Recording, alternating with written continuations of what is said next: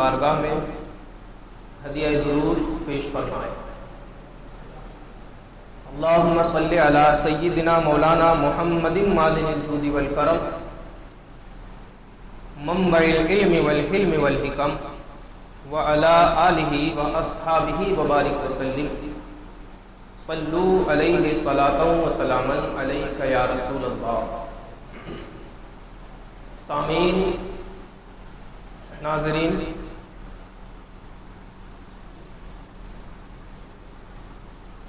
تقریباً 6 مہینے کے بعد ہماری یہ ملاقات ہے۔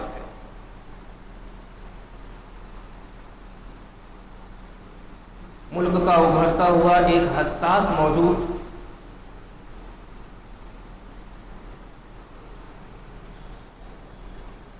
سرزمین یو پی سے نکل کر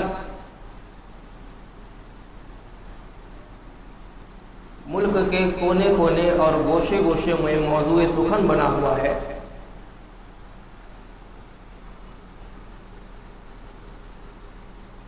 ہندوستان کی ایک بیٹی کے ساتھ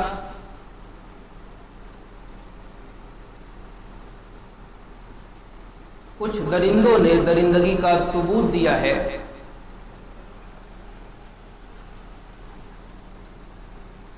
کہ فتح و پارسائی کو تار تار کرنے والا بدنما کام کیا ہے۔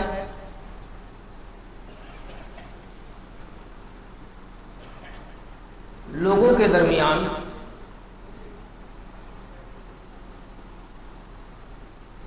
رسوائی اور ذلت مول لینے والا کام انجام دیا ہے۔ قانون بنتے ہیں اور پھر ٹوٹ جاتے ہیں، سزائیں ہوتی ہیں، مجرم چھوٹ جاتے ہیں، لوگوں کی ہمدردیاں چند دن تک جملوں کی شکل میں مظلوموں کی قدم بوسی کرتی ہے، لیکن چند روز کے بعد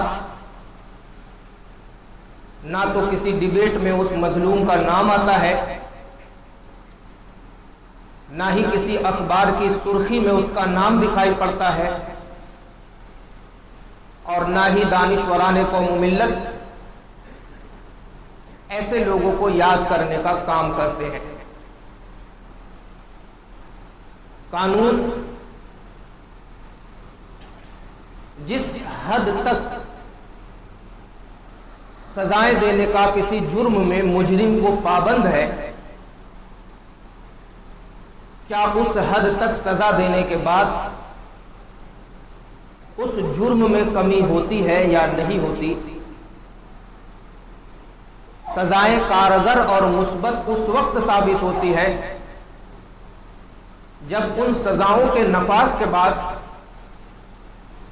مجرم جرم کرنے سے باز آ جائے، گنہگار گناہوں سے توبہ کر لے، قصوروار قصور کا اعتراف کر لے، ملزم پر جو الزام عائد کیے گئے وہ الزام ملزم اپنے آپ قبول کر لے، تب تو وہ بنایا ہوا قانون کارگر اور مثبت ہے۔ اور اگر کہیں قانون ملزم کو کھلا گناہ کرنے کا اشارہ دیتا ہے، چھوٹ دیتا ہے، تو پھر اس قانون میں کہیں نہ کہیں کوئی کھوٹ ضرور بسی ہوئی ہے، چھپی ہوئی ہے۔ ہم نے جس آیت کریمہ کو اپنی گفتگو کا عنوان بنایا ہے، اس سے قبل ایک تمہیدی بات اور بتا دینا چاہتا ہوں کہ صرف سزائیں بنا دینا کسی بھی گناہ کے لیے، کسی بھی جرم کو روکنے کے لیے، گناہگاروں کو باز رکھنے کے لیے یہ کافی نہیں ہوتا، بلکہ اس گناہ کی جڑ کیا ہے، اس گناہ کے پیدا ہونے کا سبب کیا ہے، وہ محرک کون سے اثرات ہیں जो गुनहगार शख्स के दिल में जाकर हरकत पैदा करते हैं और उसके नफ्स को भड़का करके उसे गुनाह पर आमादा करते हैं। जिस तरह से गुनाह करने वाला इंसान गुनहगार है, उसी तरह से वो सारे असबाब भी गुनाहगार हैं, जिन असबाब की बुनियाद पर, जिन राहों पर चलकर गुनाहगार गुनाह को अंजाम देता है और अपनी शोहरत को पूरी करने का काम करता है। तो सजा जहां पर गुनाहगार को गुनाह की दी जाती है, वहीं पर सजाओं को मुतय्यन करने वाले लोगों के लिए इस बात में गौर व फिक्र करना भी जरूरी है कि वो गुनाह के असबाब और मुहर्रिकात क्या हैं, जिन असबाब और मुहर्रिकात पर चल करके इंसान गुनाह करता है। इन दोनों बातों को मद्देनजर रखते हुए हमारी गुफ्तगू आगे बढ़ती है और आयत करीमा का तर्जमा इस तरह मैं बयान करता हूं, वला तक़रबुज़ ज़िना इन्नहु काना फ़ाहिशा। लोगों, जिना के करीब मत जाओ, ये बहुत बड़ा गुनाह है, बेहयाई है। सामीन मोहतरम, एक होता है गुनाह करना और एक होता है उसके करीब भी मत जाना। शरीयत मोहम्मदिया ने, शरीयत इस्लामिया ने गुनाह करने से तो रोका है, उसके करीब भी मत जाओ, इस बात का भी मुसलमानों को और सारी कायनात को पाबंद बना दिया है। जब हम अपने मुआशरे में, दुनिया की गलियों में, लोगों के दिलों में पैदा होने वाली उमंगों के अंदर लोगों के भड़कते हुए जज्बात को टटोलते हैं, तो हमारे सामने ये नतीजा निकल करके आता है कि जिना सिर्फ एक औरत और एक मर्द की कुर्बत का, बदफेली का नाम नहीं है, बल्कि जिना उन सारे असबाब मुहर्रिकात का भी नाम है जो असबाब मुहर्रिकात इंसान को बिस्तरे जिना तक पहुंचाते हैं। और फिर इस चीज के लिए हमने दानिश्वराने कौम मिल्लत की किताबों का मुताला किया, पढ़े लिखे लोगों की तहरीरात का मुताला किया, मुसन्निफों की किताबों का मुताला किया, तो सबसे वाज़ेह तौर में आज से 1450 साल पहले हमारे आकाए करीम रऊफुर रहीम सैयदुल मुरसलीन मुहम्मदुर रसूलुल्लाह सल्लल्लाहु तबारक व तआला अलैहि वसल्लम ने जिना के असबाब हम लोगों को गिना दिए और क्या इरशाद फरमाया, वल ऐनान ज़िनाहुमा अन-नज़्र वल उज़ुनान ज़िनाहुमा अल-इस्तिमा' वल लिसान ज़िनाहु अल-कलाम वल यद ज़िनाहा अल-बत्श वल रिज्ल ज़िना अल-खुता वल क़ल्ब यहवा व यतमन्ना। लोगों, अल्लाह ने तो फरमाया जिना के करीब मत जाओ। जिना के करीब किन वजूह से इंसान जाता है, वो वजूह मैं बयान कर देता हूं। वो वजूह क्या है? तो इरशाद होता है, निगाहों का जिना ये है कि तुम किसी को बुरी निगाह से देखो, बदनजरी करो। जबान का गुनाह और जिना ये है कि तुम अपनी जबानों से बुरी बात कहो। कानों का जिना ये है कि तुम अपने कानों से बुरी बातों को सुनो। हाथों का जिना ये है कि अपने हाथों से बुरी चीज को पकड़ने का काम करो। पैरों का जिना ये है कि पैरों को बुरी जगह पर ले जाने वाला काम करो। और दिल का जिना ये है कि तुम्हारा दिल बुरी बात के लिए धड़कता है, बुरी बात के लिए तड़पता है और शहवत परस्त हो जाता है। ये सारी चीजें जिना के असबाब दवाई में आती हैं और जिना की एक ख्वाहिश और हरकत एक शख्स के अंदर पैदा करने वाली है। इसलिए जिना से बचना तो जरूरी है ही। मुहर्रिकात जिना, असबाब और दवाई जिना से भी बचो ताकि तुम जिना के करीब भी ना हो पाओ। मोहतरम सामीन इकराम, अब जब हम इन सारी चीजों का मुताला दुनियावी तर्ज पे करते हैं, दुनियावी लिहाज से करते हैं, तो हमारे सामने खुल करके ये नतीजा निकलता है कि आज हमारे मुआशरे में, ہمارے شہر میں، ہمارے سماج میں جو گندگی بھری ہوئی ہے اور لوگوں کے ذہن زنا کی طرف مائل ہو رہے ہیں، ان میں سب سے زیادہ محرک اگر کوئی چیز ہے تو وہ ہے انسان کی نگاہ، کہ انسان اپنی نگاہوں سے بری چیزوں کو دیکھتا ہے، اس کا دل زنا کی طرف مائل ہوتا ہے، برے لباس کو دیکھتا ہے، اس کا دل زنا کی طرف مائل ہوتا ہے، بری چیزوں کو دیکھتا ہے، اس کا دل زنا کی طرف مائل ہوتا ہے، چھوٹے کپڑوں کو دیکھتا ہے، اس کا دل زنا کی طرف مائل ہوتا ہے، عریاں تصویر کو دیکھتا ہے، اس کا دل گناہ کی طرف مائل ہوتا ہے، بری فلموں کو دیکھتا ہے، اس کا دل زنا کی طرف مائل ہوتا ہے، بری باتوں کو سنتا ہے، اس کا دل زنا کی طرف مائل ہوتا ہے، برے لباس اور چست لباس کو دیکھتا ہے، اس کا دل زنا کی طرف مائل ہوتا ہے، بری فلموں کی آڈیو کو سنتا ہے، اس کا دل زنا کی طرف مائل ہوتا ہے۔ ہاتھوں کی اگر ہم بات کریں تو ہاتھ سے وہ ایک سے بڑھ کر کے ایک گناہ کے کام کرتا ہے، جن گناہوں کو ہر عقل خرد رکھنے والا شخص، اہل عقل و خرد پہچانتا ہے اور سمجھتا ہے۔ پیروں کی اگر ہم بات کریں تو اگر انسان کے جسم سے پیروں کا وجود ختم ہو جائے تو وہ گناہ کی طرف اپنے قدموں کو نہیں بڑھا سکتا، جب قدم ہوں گے ہی نہیں تو وہ بڑھائے گا کیسے؟ لیکن ہم غور کرتے ہیں کہ اللہ کے رسول ارشاد فرماتے ہیں، خدا نے تمہیں جو یہ قدم دیا ہے، پیروں کو دیا ہے، یہ چلنے کے لیے اور کام کرنے کے لیے دیا ہے، نہ کہ گناہوں کی طرف بڑھنے کے لیے دیا ہے۔ تو ان ساری چیزوں کا جب ہم نچوڑ نکالتے ہیں تو نچوڑ یہ نکلتا ہے کہ زنا سے بچنا تو بہت ضروری ہے ہی، لیکن شریعت مطہرہ نے ان چیزوں سے بھی بچنے کا ایک مسلمان کو، بلکہ جمیع مومنین مومنات کو، بلکہ ساری کائنات کے انسان کو یہ حکم دیا ہے کہ ان اسباب کے قریب بھی مت ہو جو اسباب زنا کے قریب کرنے والے ہیں، ان محرکات کے قریب بھی مت ہو جو محرکات زنا کے قریب کرنے والے ہیں۔ اب اگر ہم زنا کے لیے سزائیں مقرر کر دیں، اگر ہم زنا کے لیے کوڑے مقرر کر دیں،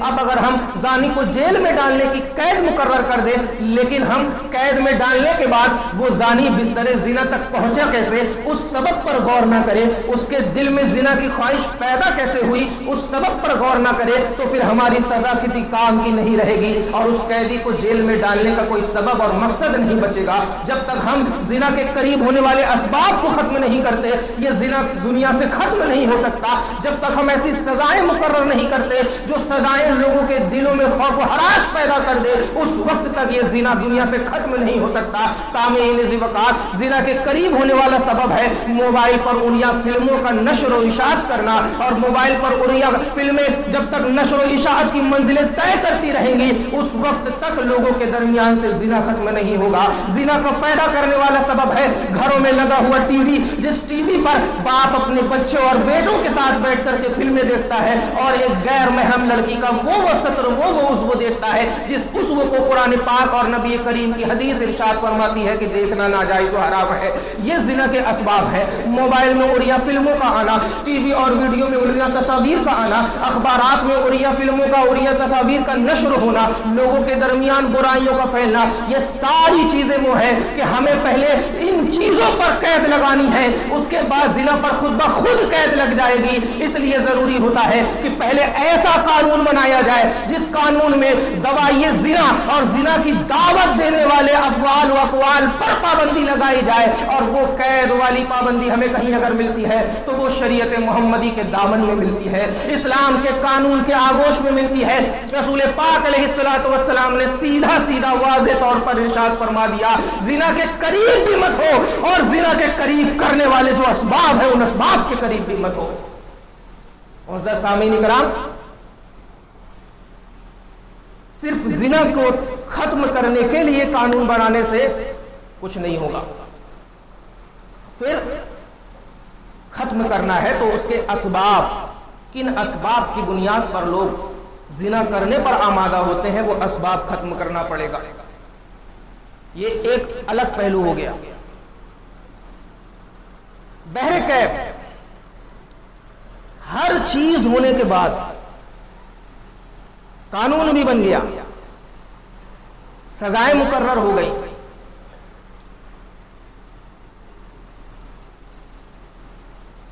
اسباب و دوائی پر بھی تالا لگا دیا گیا، اس کے باوجود اگر کسی نے زنا کیا تو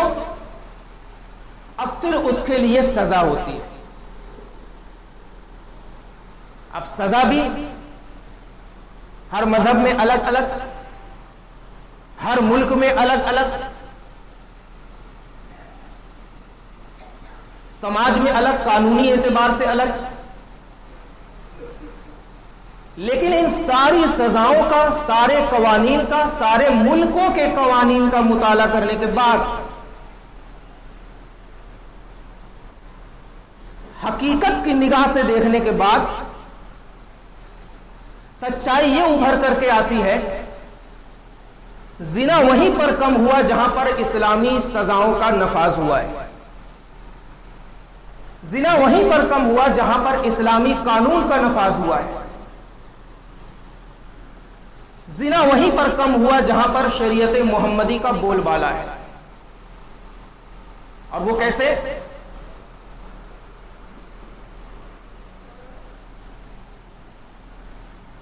قرآن پاک ارشاد فرماتا ہے الزانیۃ والزانی فاجلدوا کل واحد منہما مئۃ جلدہ، زانیہ اور زانی کو 100 کوڑے مارے جائیں۔ شریعت مطہرہ میں 2 طرح کی سزائیں ہیں زانیوں کے لیے، ایک یہ کہ اگر وہ غیر شادی شدہ ہے تو اس کو 100 کوڑے مارے جائیں، اور اگر وہ شادی شدہ ہے تو اس کو پتھروں سے مار مار کر کے ہلاک کر دیا جائے، جسے ہم رجم کہتے ہیں۔ لیکن ان سزاؤں کا نفاذ کیسے؟ اگر کہا جائے کہ سزا لوگوں کو مارنے کے لیے دی جاتی ہے تو میں اس بات کا انکار کروں گا۔ سزا لوگوں کو مارنے کے لیے نہیں دی جاتی، سزا لوگوں کو موت سے بچانے کے لیے دی جاتی ہے۔ کیسے؟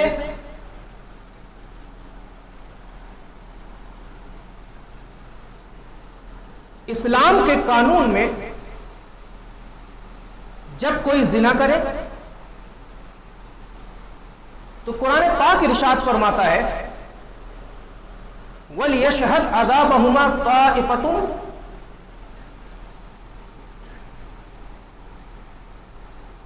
زانی اور زانیہ کو بند کمرے میں سزائیں نہ دی جائیں،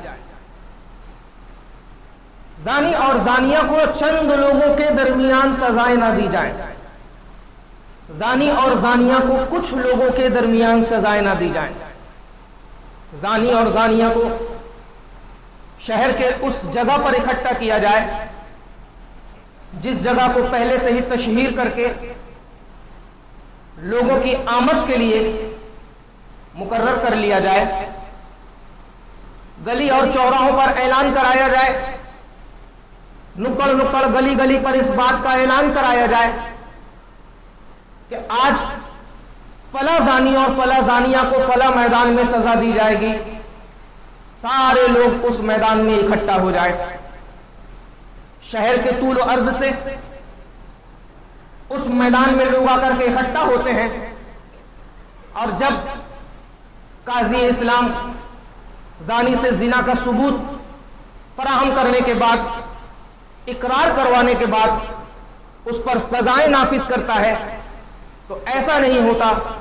کہ پتھر مارنے کا کام 4 دیواری کے اندر کیا جائے، کوڑے لگانے کا کام 4 دیواری کے اندر کیا جائے، بلکہ حکم یہ ہوتا ہے کہ جس طرح سے بادشاہ اسلام یا قاضی اسلام زانی کو پتھر مارے، اسی طرح سے جتنے لوگ دیکھتے آئے ہیں وہ سارے لوگ اٹھا اٹھا کر کے پتھر اس زانی کو مارے، اور 1 پتھر نہیں، 2 پتھر نہیں، 3 پتھر نہیں، 4 اور 10 پتھر نہیں، بلکہ اس وقت تک اس زانی کو پتھر مارتے رہے جب تک اس کے جسم سے روح نہ نکل جائے، جب تک اس کی نبض ہستی تھم نہ جائے، اس کے جسم کی حرارت ٹھنڈی نہ ہو جائے اور وہ موت کے آغوش میں نہ چلا جائے، اس وقت تک اس کو پتھر مارتا رہے، اس وقت تک اس کو سزائیں دیتا رہے۔ یہ تو ہم نے دیکھ لیا ایک مثبت پہلو کہ اس شخص کو موت کی سزا دی گئی، لیکن اس کے بے شمار مثبت پہلوؤں کو ہم نے نہیں دیکھا کہ ایک شخص کو ایسے منظر عام پر سزا دینے کے بعد جو لوگ پتھر مار رہے ہیں وہ اپنے آپ میں کانپ رہے ہیں کہ کہیں ہم سے یہ گناہ سرزد نہ ہو جائے اور کل اس شخص کی جگہ میں ہوں اور سارے لوگ مجھے پتھر مارے۔ لوگوں کو یہ سزائیں دیکھنے دیکھنے کے بعد بدن کا راشا طاری ہو جاتا ہے, بدن کے رونگٹے کھڑے ہو جاتے ہیں, دل میں خوف و ہراس پیدا ہوتا ہے, خدا کا خوف پیدا ہوتا ہے, شریعت کا ڈر پیدا ہوتا ہے اور قانون کے نفاذ کا ڈر پیدا ہوتا ہے. اور یہ ڈر اس ایک شخص کو دیکھنے کی وجہ سے پورے سماج سے زنا کو دور کر دیتا ہے, پورے شہر سے زنا کو دور کر دیتا ہے, پورے معاشرے سے زنا کو دور کر دیتا ہے. سماج میں رہنے والے ہر ایک شخص کے دل میں یہ ڈر بیٹھ جاتا ہے کہ کہیں مجھ سے بھی اگر یہ گناہ ہوا تو اس شخص کی طرح میں کھڑا ہوں گا اور لوگوں کے پتھر میرے جسم پر پڑیں گے. اگر مجھ سے یہ دھوکے سے گناہ ہوا تو اس شخص کی جگہ میں کھڑا رہوں گا اور لوگوں کے کوڑے میرے جسم پر برسائے جائیں گے. اور یہ خوف کی وجہ سے وہ زنا سے دور ہو جاتا ہے, اس ڈر کی وجہ سے وہ زنا سے دور ہو جاتا ہے. یہ خوف و ہراس اسے زنا کے دوائی اور اسباب سے دور رکھتا ہے. یہی ہے اسلام کا قانون, اور یہ ایسا قانون ہے کہ جس قانون پر عمل کرنے کے بعد نہ صرف سماج سے زنا کا خاتمہ ہوگا بلکہ پوری کائنات سے زنا کا خاتمہ ہوگا. اور اس کا واضح ثبوت یہ ہے کہ جہاں بھی اس طرح کا قانون رائج ہے اس ملک سے زنا کا صدور ختم ہو گیا ہے, اس ملک میں زنا کی تعداد کم ہو گئی ہے. اکا دکا اگر کوئی معاملہ بھی ہوتا ہے تو منظر عام پر زانی کو لا کر کے اس کی گردن اڑا دی جاتی ہے یا تو اسے گولی مار کر کے ہلاک کر دیا جاتا ہے. ایک بات اور نکل کر کے آتی ہے سامعین اکرام, میں آپ کے سامنے وہ باریک بات رکھ رہا ہوں, ہر مذہب کو, ہر سماج کو, ہر ملک کے قانون کو جس کی ضرورت ہے. یہودیوں نے اپنے رسول پر نازل ہونے والی کتاب میں تحریف کی. کیسے تحریف ہوتی ہے؟ تحریف ایسے ہوتی ہے,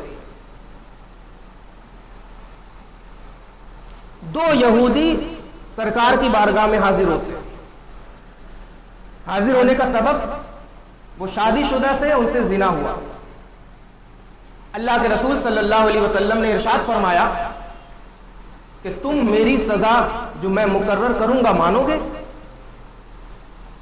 وہ اپنے دماغ سے یہ بات سوچتے ہیں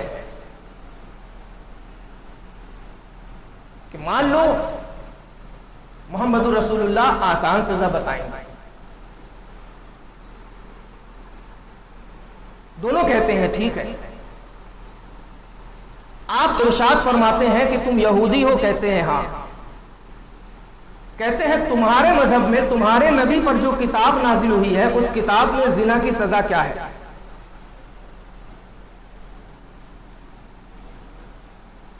کہتے ہیں گھوڑے پر بیٹھا کر چہرے پہ کالی پوت کر اسے سماج میں گھمایا جائے. اللہ کے رسول صلی اللہ تعالی علیہ وسلم ارشاد فرماتے ہیں یہ سزا تمہارے مذہب میں نہیں ہے, تمہارے مذہب میں کچھ اور سزا ہے. اس وقت دنیا میں سب سے بڑا یہودی عالم کون ہے؟ کہتے ہیں ابن سوریا. آقا کریم ارشاد فرماتے ہیں کہ اگر میں یہودی عالم کو بلا کر اس سے پوچھوں کہ تمہارے مذہب میں زنا کی سزا کیا ہے تو تم مان لو گے؟ دونوں کہتے ہیں ہاں مان لوں گا. اس کو بلایا گیا اور اللہ کے رسول صلی اللہ تبارک و تعالی علیہ وسلم نے ابن سوریا سے ارشاد فرمایا اے ابن سوریا, تجھے اس رب کا واسطہ جس رب نے موسیٰ کو فرعون کے لشکر سے نجات دی اور فرعون کے لشکر کو دریائے نیل میں غرق کر دیا, تجھے اس رب کا واسطہ جس رب نے آسمان کا سینہ چیر کر کے تم پر پانی برسایا, تمہیں اس رب کا واسطہ جس رب نے زمین کو چیر کر کے اس سے سبزہ اگا کر کے تمہاری بھوک اور پیاس مٹانے کا سامان پیدا کیا, تجھے اس رب کا واسطہ جس رب نے آسمان میں چمکتا ہوا سورج پیدا کیا اور زمین میں تمہارے لیے مسکن اور ٹھکانہ بنایا, تجھے اس رب کا واسطہ جس رب نے حضرت موسیٰ پر توریت نازل کیا اور قانون حق کے ساتھ موسیٰ کو دنیا میں بھیجا.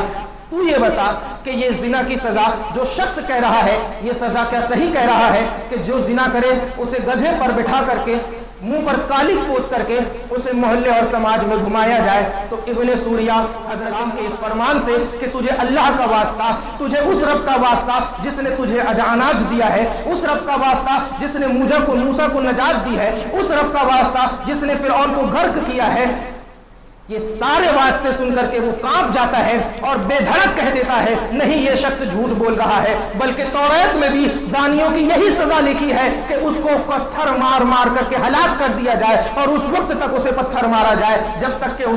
उसका दम न घुट जाए और उसकी रूह जिस्म से ना निकल जाए। ये सुनने के बाद अल्लाह के रसूल दोनों यहूदियों को मौत की सजा दे देते हैं और रज्म की सजा सुना करके उन्हें रज्म कर दिया जाता है, संसार कर दिया जाता है। लेकिन अब यहाँ पर सवाल ये पैदा होता है कि आखिर ये तौरात में जो कानून नाफिज हुआ था रज्म करने का, वो घोड़े और गधे पर काला मुंह करके बैठा करके घुमाने की रिवायत में कैसे तब्दील हो गया? तो जब हमने तफसीरों का मुताला किया, उलमा के अक़वाल पढ़े, तो ये निकल करके आया कि उस जमाने में जो बड़ा शख्स होता था, जागीरदार होता था, बादशाह होता था, पैसे वाला होता था, दौलत वाला होता था, सियासतदान होता था, सरवत और जह वाला होता था, अजमत व शान वाला होता था, बुलंदी वाला होता था, अगर उसका बच्चा जिना करता था तो उसको सजा नहीं दी जाती थी, उसका बेटा जिना करता था उसको सजा नहीं दी जाती थी। लेकिन वही गुनाह अगर किसी गरीब से होता था तो उसको रज्म किया जाता था, वही गुनाह अगर किसी फकीर से होता था तो उसको रज्म किया जाता था। बादशाह का बेटा अगर वही काम करे उसे सजा ना दी जाए और वही काम कोई छोटी कास्ट का इंसान करे, गरीब इंसान करे तो उस शख्स को उस गुनाह की सजा जरूर दी जाने लगी थी। लोगों ने फिर आगे जाकर के ये देखा कि एक बड़े शख्स का बेटा उससे जिना का सुदूर हुआ, उसको सजाएं देने से लोग आनाकानी करने लगे। उसके चंद दिनों के बाद एक गरीब शख्स से वही गुनाह हुआ, जब उसको सजा देने की बात आई तो गरीब शख्स का जो कबीला है वो खड़ा हो जाता है और कहता है कि पहले उस शख्स को जिना की सजा दो जिस शख्स ने जिना करने के बाद सिर्फ बड़े होने की बुनियाद पर और एक बादशाह का करीबी होने की बुनियाद पर अपने आप को सजा से बचा लिया। तो फिर यहाँ दानिशवरान कौम मिल्लत बैठते हैं और सब बैठ करके एक फैसला करते हैं और वो फैसला ये करते हैं कि क्यों ना ऐसा हो जाए कि सभी लोगों को जिना की जो रज्म की सजा है उस सजा को मंसूख कर दिया जाए, खत्म करके ऐसी सजा मुकर्रर की जाए कि अगर अमीर से भी वो गुनाह हो तो वो सजा दी जाए, गरीब से भी वो गुनाह हो तो वो सजा दी जाए। और फिर उन लोगों ने मुकर्रर किया कि अगर किसी से भी जिना हो तो गधे पर बिठा करके मुंह में कालिक पोत करके उसको समाज में घुमाया जाए। और इस तरह से जो रज्म की सजा थी वो सजा यहूदियों ने घोड़े और गधे पर बिठाकर काला मुंह कराकर समाज में फिराने के तौर पर तब्दील करवा लिया। और ये अल्लाह तबारक व तआला का कानून, इसमें सरी साफ उन लोगों ने तब्दीली पैदा कर दी, जिसका ये नतीजा हुआ कि यहूदियों में जिना का कारोबार बढ़ गया, जिसका ये नतीजा हुआ कि यहूदियों की बच्चियां सलामत नहीं रही, जिसका ये नतीजा हुआ कि यहूदियों में हर शख्स के अंदर जो जिना की सजा का खौफ था वो खौफ खत्म हो गया। अजीजान मिल्लत इस्लामिया, अगर हम आज देखते हैं तो क्या आज कोई दबदबे वाला शख्स जिना के कानून से अपने बच्चे को बचाने की कोशिश नहीं कर रहा है? क्या आज समाज को देख करके, कास्ट को देख करके, चेहरे को देख करके, नस्ल को देख करके, जात को देख करके, रुख को देख करके, चेहरा देख करके, बिरादरी देख करके सजाओं का इंतखाब नहीं हो रहा है? अगर कोई नेता का करीबी काम करता है तो उसको छोड़ दिया जाता है, वही काम कोई गरीब शख्स करे तो उसको सजा दी जाती है। पॉलिटिशियंस अगर हो, उनका करीबी अगर कोई हो तो उसे छोड़ दिया जाता है, लेकिन वही काम कोई गरीब शख्स से हो जाए तो उसको सजा दी जाती है। यही चीज तो शरीयत इस्लामिया ने पहले खत्म की है कि जिसको भी सजा दो तो सजा चेहरा देख करके मत दो, सजा चेहरा देख करके मत दो, बल्कि सजा उसका जुर्म देख करके दो। अगर बादशाह से वो गुनाह साबित हो जाए तो बादशाह को भी वही सजा दी जाए जिस सजा का जिम्मेदार और हकदार एक गरीब शख्स उस गुनाह को करने के बाद होता है। और इस तरह से जब शरीयत मोहम्मदी के नफाज के बाद मक्के की सरजमीन में रसूलुल्लाह अलैहिस्सलातु वस्सलाम ने जानियों के लिए सजा मुकर्रर की थी, तो अल्लाह के रसूल अलैहिस्सलातु वस्सलाम दुनिया से जब बज़ाहिर तशरीफ ले गए, मक्का अमन का गहवारा बन चुका था। मदीनतुर रसूल को लोग इत्मीनान और सुकून की जगह से ताबीर करते थे। मक्का में गुनाहों का कोई बोलबाला नहीं था, गुनाह नजर से भी नहीं جاتے تھے، اگر نظر سے کچھ آتا تھا تو عورتوں کی عزتیں ہوتی تھی، عورتوں کی پارسائی تسلیم کی جاتی تھی۔ وہی عورت جسے کل بھیڑیوں کی طرح سمجھا جاتا تھا اور جانوروں کی طرح پیروں سے رولا جاتا تھا، اسی عورت کو اب ماں کی شکل میں دنیا دیکھتی ہے، اسی عورت کو اب بہن کی شکل میں دنیا دیکھتی ہے، اسی عورت کو اب بیوی اور بچے کی شکل میں دنیا دیکھتی ہے۔ کل جسے حوث کا نشانہ بنایا جاتا تھا، محمد رسول اللہ علیہ السلام کے قانون کے نفاذ کے بعد اب وہی عورت گھر کا تاج بنتی ہوئی نظر آتی ہے، گھر کا مکھیا بنتی ہوئی نظر آتی ہے، اور اپنے بچوں کی صحیح پرورش کرنے والی ماں بنتی ہوئی نظر آتی ہے۔ سامعین کرام، قرآن کریم ہر مرض کی دوا دیتا ہے۔ وَلَا تَأْخُذْ بِهِمَا رَأْفَةٌ فِي دِينِ اللَّهِ، جب زانی اور زانیہ سے زنا کا ثبوت شریعت کے قانون کے مطابق حاصل ہو جائے تو ان کو سزائیں دی جائیں۔ کیا قانون ہے یار!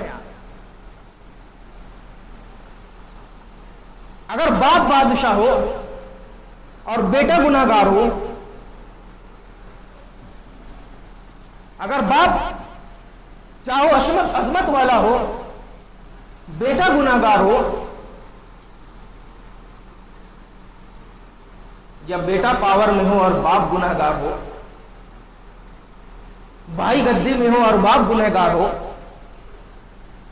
بھائی کے ہاتھ میں ملک کی باغ ڈور سونپ دی جائے اور دوسرا بھائی گناہ کرے، بھائی کو افراط و تفریط کے حوالے کر دیا جائے اور دوسری بہن گناہ کرے،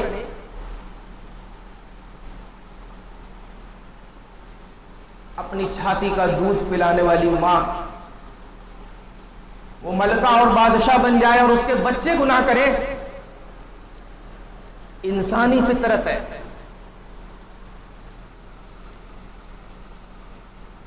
دو انجان شخص آپس میں ایک دوسرے کو مار سکتے ہیں، لیکن باپ سے کہا جائے کہ اپنے بیٹے کو مارو،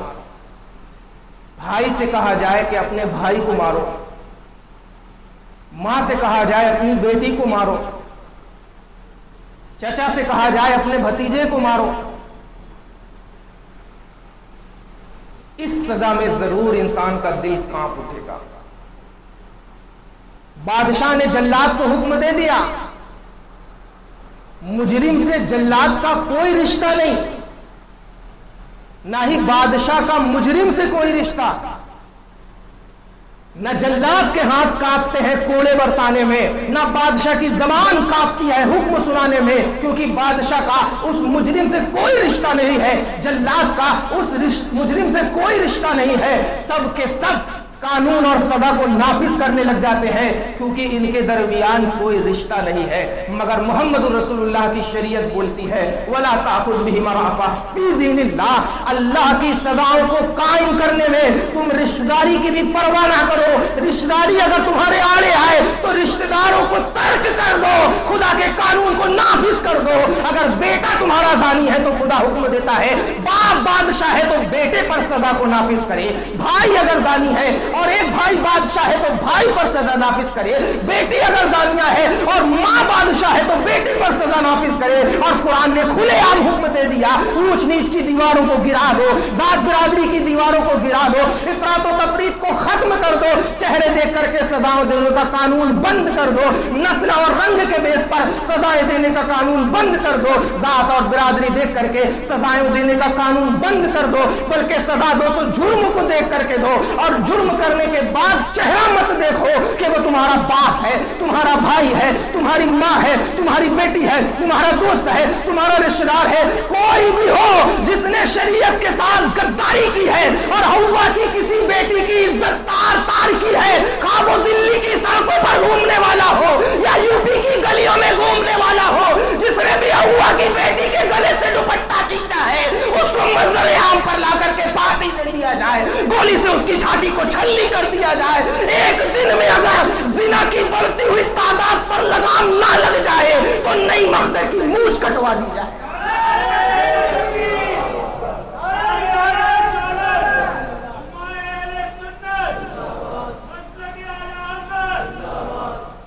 سامعین اکرام، یہ ہے مذہب اسلام کا قانون، اور کھلے طور پر اللہ کے رسول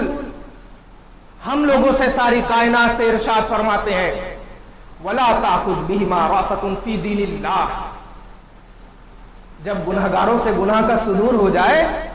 تو ان پر حد نافذ کرنے میں رشتہ داری تمہارے آڑے نہ آئے، بھائی چارگی تمہارے آڑے نہ آئے،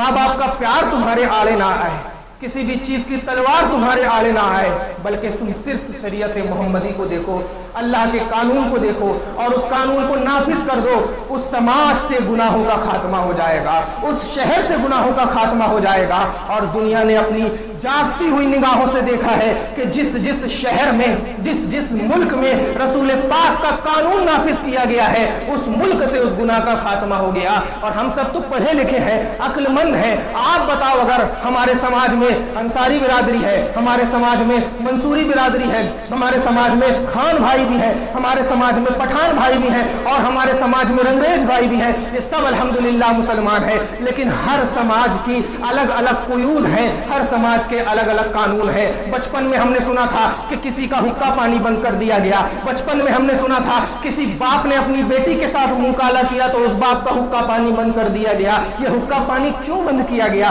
حقہ پانی اسی لیے تو بند کیا گیا۔ حقہ پانی کہتے کس کو ہے؟ حقہ پانی اس کو کہتے ہیں کہ جس کا حقہ پانی بند کیا گیا وہ جب پرمے میں پانی لینے جائے گا تو اس وقت کوئی اس کے ساتھ پانی نہیں لے گا، جب وہ نل میں پانی لینے کے لیے کھڑا ہوگا تو اس وقت اس کے ساتھ کھڑا نہیں ہوگا کوئی، اس کے گھر میں اگر شادی ہو تو کوئی دعوت میں نہیں جائے گا، وہ دوسرے کے گھر میں شادی ہو تو اسے کوئی دعوت نہیں دے گا، دوسرے کے گھر وہ نہیں شامل ہو سکتا، اس کے گھر وہ نہیں آ سکتا، نہ وہ کسی سے بات کرے گا، نہ کوئی دوسرا اس سے بات کرے گا، نہ وہ کسی کے گھر میں جا سکتا ہے، نہ کوئی دوسرا اس کے گھر میں جا سکتا ہے۔ جب سماج کے 4 لاکھ لوگوں کے درمیان کسی ایک شخص کو یہ سزا دی گئی تو وہ اپنے آپ میں سوچ رہا ہے کہ اے اللہ، مجھ سے کیسا گناہ ہو گیا کہ میں اپنے لوگوں کے یہاں نہیں جا سکتا، اپنے باپ کے یہاں نہیں جا سکتا، اپنے بھائی کے یہاں نہیں جا سکتا، اپنے رشتہ داروں کے یہاں نہیں جا سکتا، ہیڈ پمپ پہ پانی لینے نہیں جا سکتا، کرانے کی دکان سے کرانے کا سامان نہیں خرید سکتا، جہاں بھی میں جاتا ہوں حقہ پانی کی سزا میرے سامنے آتی ہے، اور ایک ہلکی سی سزا میں جس میں نہ موت کا کوئی شائبہ ہے، نہ موت کا کوئی اندیشہ ہے،